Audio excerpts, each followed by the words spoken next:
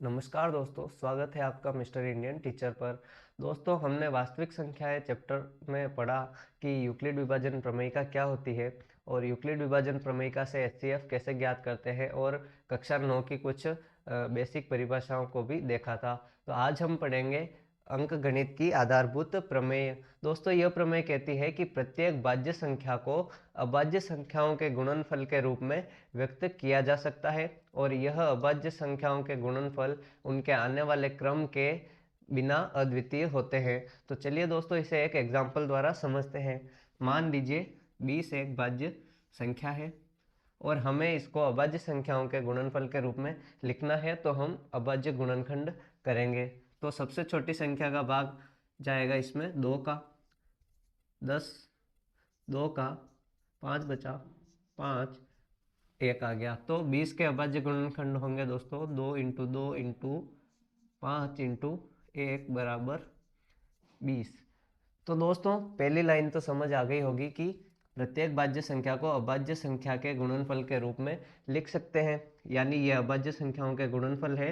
2 into 2 4, 4 into 5 20। तो दोस्तों 20 ऐसे लिख सकते हैं हम। तो दूसरी लाइन क्या कहती है कि यह गुणनखंडन अभाज्य संख्याओं के आने वाले क्रम के बिना अद्वितीय होता है। तो दूसरी लाइन ये कह रही है कि इनका क्रम ऐसे ही हो, यह बात जरूरी नहीं होती है। हम इसको ऐसे भी लिख सकते हैं, तो भी इसका गुणनफल 20 ही होगा दोस्तों। हम इसको ऐसे लिखते हैं, तो भी इसका गुणनफल 20 ही होगा। तो दोस्तों, कहने का मतलब इनका क्रम एक जैसा ही हो, यह कोई बात निश्चित नहीं होनी चाहिए। इन्हें हम कैसे भी लिख सकते हैं। तो चलिए दोस्तों, आगे देखते हैं अभाज्य गुणनखंड विधि से एचसीएफ और एलसीएम निकालना। तो दोस्तों, देखते हैं अभाज्य गुणनखंड विधि से एलसीएम और एचसीएफ निकालना। तो सबसे पहले दोस्तों निकालेंगे एचसीएफ। तो दोस्तों, एक एग्जांपल लेते हैं, 6 और 20। मान लीजिए हमें 6 और 20 का एचसीएफ निकालना है। तो सबसे पहले हम दोनों के गुणनखंड कर लेते हैं। तो दोस्तों, 6 के गुणनखंड करेंगे तो आएंगे 2 इंटू 3 इंटू 1 बराबर 6, और 20 के गुणनखंड करेंगे तो आएंगे 2 इंटू 2 इंटू 5 इंटू 1। तो दोस्तों, हमने दोनों के गुणनखंड कर लिए। तो दोस्तों, एचसीएफ की डेफिनेशन कहती है कि जो इनमें उभयनिष्ठ गुणनखंड है उनकी सबसे छोटी घातों का गुणनफल एचसीएफ होता है। एचसीएफ की डेफिनेशन आपको याद रखनी है दोस्तों कि जो उभयनिष्ठ गुणनखंड है उनकी सबसे छोटी घातों का गुणनफल एचसीएफ होता है। तो इसको हम दोस्तों सही से लिख लेते हैं 2 पावर 2। इस 2 इंटू 2 को 2 पावर 2 लिखते हैं, 5 इंटू 1 बराबर 20, और ये है 2 इंटू 3 इंटू 1 बराबर 6। अब दोस्तों दोनों को देखेंगे कि इनमें उभयनिष्ठ गुणनखंड कौन सा है। तो सबसे पहले उभयनिष्ठ इनमें है 2, ठीक है। दोनों में 2 उभयनिष्ठ है, तो हम लिखेंगे H C F of 6 and 20 is equal to 2, क्योंकि 2 उभयनिष्ठ है। और 2 की सबसे छोटी घात कौन सी होगी, यहाँ पर 1, तो 2 पावर 1। इसके बाद उभयनिष्ठ गुणनखंड आ रहा है दोस्तों 1, तो 1 की सबसे छोटी पावर दोनों में सेम है, तो 2 इंटू 1 बराबर 2। तो H C F of 6 and 20 आएगा 2। तो इस प्रकार से दोस्तों हमें एच सी एफ निकालना है। तो आगे हम देखते हैं एलसीएम निकालना। दोस्तों, अब हम इसी एग्जाम्पल के लिए एलसीएम निकालते हैं। तो मान लीजिए हमें 6 और 20 का एलसीएम निकालना है। दोस्तों, सबसे पहले एलसीएम की डेफिनेशन देख लेते हैं। एलसीएम होता है लोएस्ट कॉमन मल्टीपल। तो एलसीएम की डेफिनेशन कहती है दोस्तों कि सारे जो अभाज्य गुणनखंड आ रहे हैं दोनों में, उन सारे गुणनखंडों की सबसे अधिकतम घातों का गुणनफल एलसीएम होता है। दोस्तों, एलसीएम निकालते हैं, चलिए।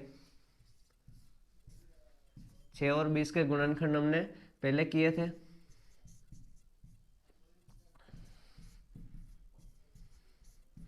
तो दोस्तों 6 के गुणनखंड है 2 इंटू 3 इंटू 1, और 20 के गुणनखंड है 2 इंटू 2 इंटू 5 इंटू 1, तो 2 पावर 2 इंटू 5 इंटू 1, तो ये दोनों गुणनखंड हो गए।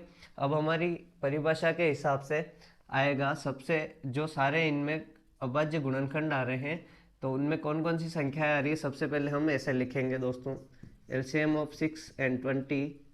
अब इनमें कौन कौन सी संख्याएं आ रही है, 2, 3 और 5 और 1।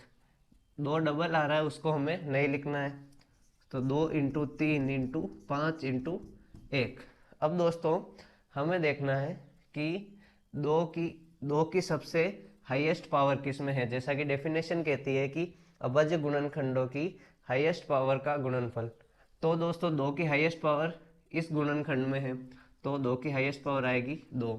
3 की हाईएस्ट पावर इसमें ही है, उधर 3 है ही नहीं, तो 1। 5 की हाईएस्ट पावर इधर ही है 5 दोस्तों, इधर 5 नहीं है, तो 1। और 1 की हाईएस्ट पावर भी 1। तो LCM आएगा दोस्तों 4 इंटू 3 इंटू 5 इंटू 1, तो 12 इंटू 5 60 आएगा दोस्तों। तो ये हमारा LCM हो जाएगा। तो इस प्रकार से हमें LCM निकालना है दोस्तों। आगे हम देखेंगे LCM और HCF में रिलेशन।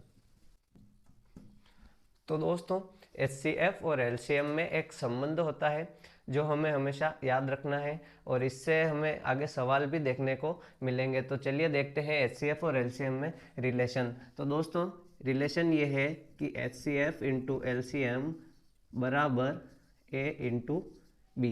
तो ये रिलेशन दोस्तों हमें याद रखना है। चलिए आपको उसी एग्जाम्पल के लिए ये रिलेशन समझाते हैं। हमने HCF निकाला था 6 और 20 का, वो कितना आया था दोस्तों 2। और हमने LCM निकाला था 6 और 20 का, वो कितना आया था 60। तो दोस्तों A और B यहाँ पर क्या है, A और B वो पूर्णांक है जिनका हमने LCM और HCF निकाला है। तो यह कहता है रिलेशन कि HCF जो होगा और LCM जो होगा, दोनों का गुणनफल दोनों संख्याओं के गुणनफल के बराबर होगा हमेशा। तो चलिए इस एग्जाम्पल के लिए हम ये रिलेशन चेक कर लेते हैं कि सही है या नहीं। तो सबसे पहले HCF लिखते हैं, तो HCF हो गया 2 इंटू LCM लिखते हैं जो हो गया 60। तो 2 इंटू 60 बराबर A इंटू बी। A क्या था हमारा 6 और B क्या था 20, तो 6 इंटू 20। तो चलिए चेक करते हैं, 60 दूने 120 और 20 छंग 120। तो दोस्तों यह रिलेशन सत्य है। तो हमने देख लिया कि HCF और LCM में ये रिलेशन होता है। तो दोस्तों आज के लिए इतना ही, और अगले वीडियो में हम प्रश्नावली 1.2 करेंगे। प्रश्नावली 1.2 में हमें इस रिलेशन से भी सवाल देखने को मिलेंगे, और HCF निकालने में और LCM निकालने के भी सवाल देखने को मिलेंगे। तो दोस्तों आज के लिए इतना ही।